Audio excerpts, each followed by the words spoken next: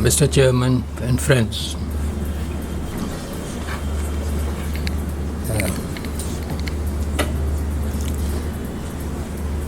Professor Athar died in July, exactly on 7 July 1998 in a Delhi hospital. That brought our own relationship to a close. That went back to 1947-48.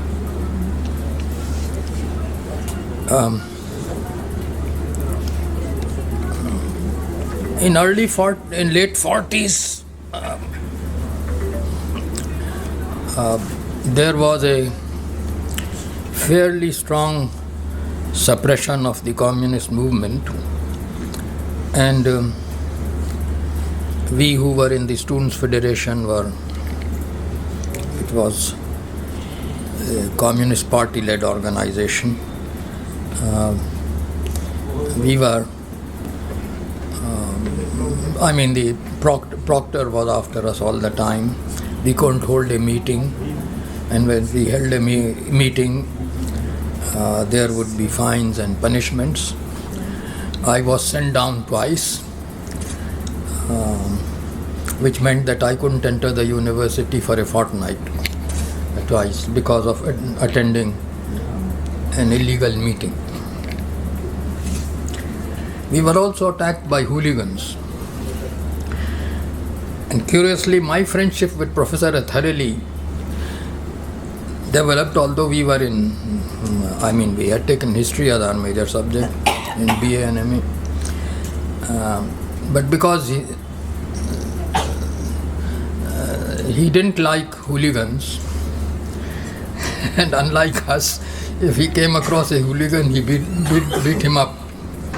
So he was fairly muscular, and whenever he was in our company, we were fairly safe. He held various posts in the hall also, food monitor and so on. And so I always found students addressing him as Hitler Sahab, which was regarded as a very favorable appellation at that time. He had moustaches like Hitler. He was a major figure in SS Hall, Sir Sayyid Hall in early 1950s. Then he took seriously to research in history. He had been taught Persian at home, but he was a master of shikast also, the Persian shorthand. And he compiled biographies of Mughal nobles, and it is, of course, this work which brought him fame. His book Mughal Nobility under Aurangzeb was published in 1966, as early as 1966, which was remarkable for the number of biographies in Persian that he used and cited.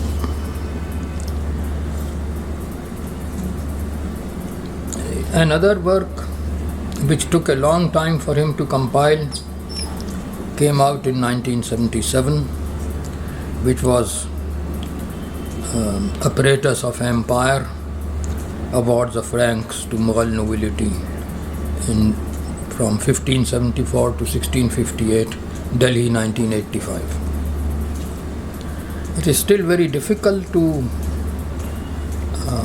visualize how he compiled the immense data of this volume.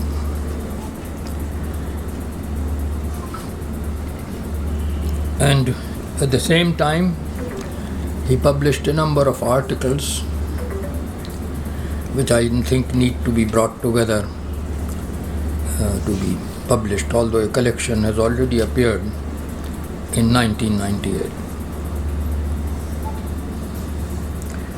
His major work still remained, and that of compilation of biographical data, the nobility of under Aurangzeb, and that was published as early as 1966.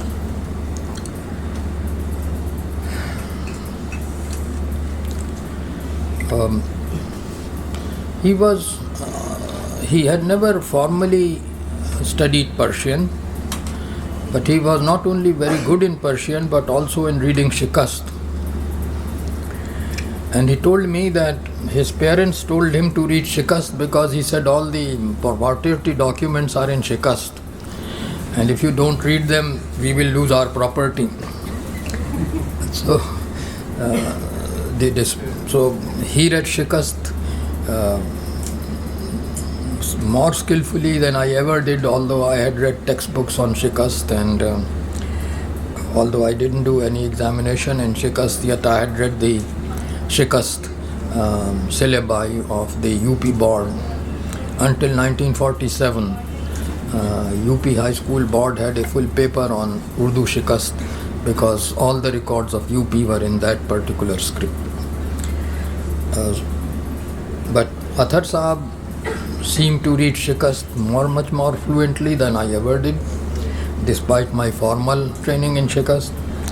And I don't know where he learned Persian, but his Persian, he studied Persian very fluently and was able also to read, as I say, the Persian shorthand of Shikast more fluently. We disagreed on the Mughal Empire, of course. He was an admirer, I a critic. But despite this, we went along quite well. Because he didn't take my criticism of the Mughal Empire seriously. And in fact, in no paper of his I find that he had ever noted my own criticism of Mughal Empire, whereas he argued with many others. This was perhaps because he was a friend and didn't want to criticize me, but we never agreed on the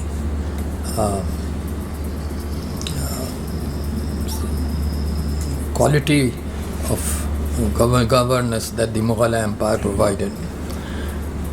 Athar Ali, despite criticism, was all admiration, and I, as can be seen by my papers and work, was a critic. But we went along together nevertheless. There was another quality in Professor Athar Ali, and that was his courage, simple courage. I remember that we were going after working in the department, but late at night. We used to work till late at night in the department. It was all quiet and convenient for us.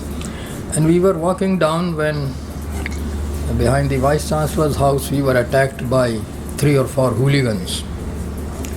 They came after me, but Professor Athar Ali intervened, and he not only intervened physically, he showered abuses on the attackers. Abuses I had never thought possible, particularly from so learned and cultured a man as Professor Athar Ali. Surprisingly, the attackers also got nervous, and his abuses were so loud that chowkidars or watchmen from the Maulana Azad library ran to see what happened, and the attackers disappeared. The attackers were masked, so we never could find out who they were, because they just disappeared behind the Vice Chancellor's bungalow. And then Professor Athar Ali calmly accompanied to my house, and I was afraid he would be going back alone, but he went back alone and never, there was no harm. So the man had courage, and he also stood up for what he thought right. I am therefore very happy that this meeting is taking place in acknowledgement of his work. I would now proceed to, if I have time, I would now proceed to discuss his two major works. One is Mughal Nobility under Aurangzeb, published as early as 1966. I had a feeling, which I expressed again to him, again and again to him, that he was an admirer of Aurangzeb, which I was not. And somehow he had the feeling, which Shibli had, that historians had been unkind to Aurangzeb. But unlike Shibli, Athar Ali went to documents, and already his work, doctoral thesis, was published in 1966, Mughal Nobility under Aurangzeb. It is difficult now to imagine, because the book now has been in circulation for so long, why it created a stir among historians. One reason was that it brought forth facts which were not widely known. The other was that it was so eminently based on manuscripts. Manuscript sources in Persian Shikast, which even had not previously been ever read. And that is why I think this particular work, published in 1966, drew so much praise from practically all quarters. I think Aurangzeb was overkind to, Professor Athar Ali was overkind to Aurangzeb, and I therefore often called him Alamgir. So, but still, the amount of material he studied, the amount of information he brought out in his first book, Mughal Nobility under Aurangzeb, 1966, was remarkable. Such documentation had never been used before, as you can see from his bibliography and from his notes. He went on to collect material on the history of Mughal nobility, and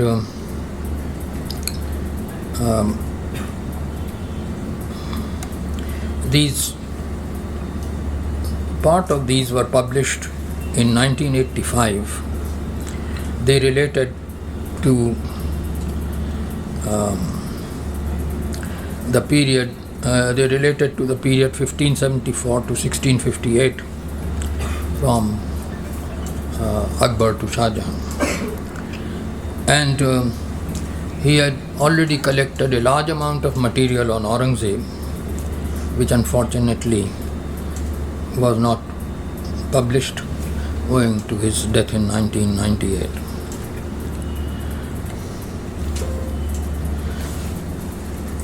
I would like to say a few words also about him as a person.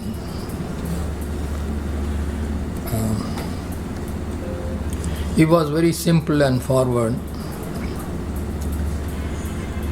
also a great deal of sense of humor.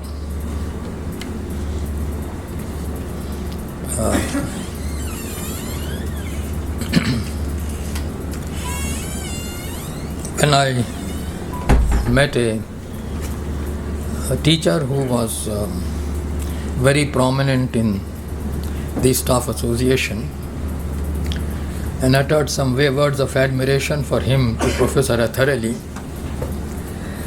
Athar Sahab just smiled and said, "He is a fiction maker." And that was all he said. And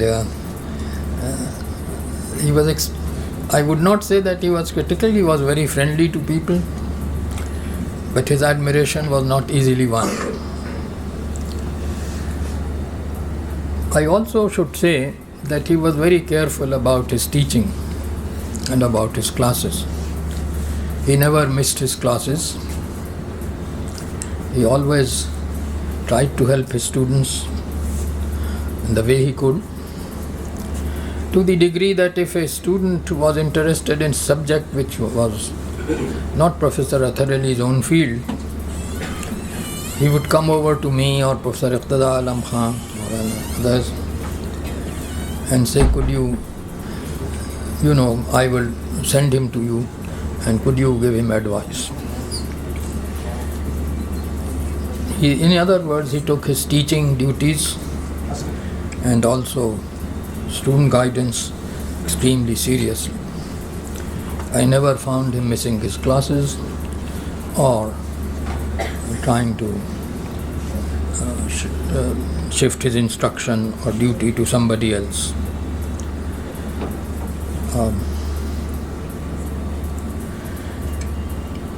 Athar Ali, therefore, as a person one remembers not only as a colleague but also as a fine human being. And both the profession and his friends lost a great deal when leaving us. He died in 1998. Today, much time has passed since then, but his work and memory will, I am sure, live for a long, long time. Thank you.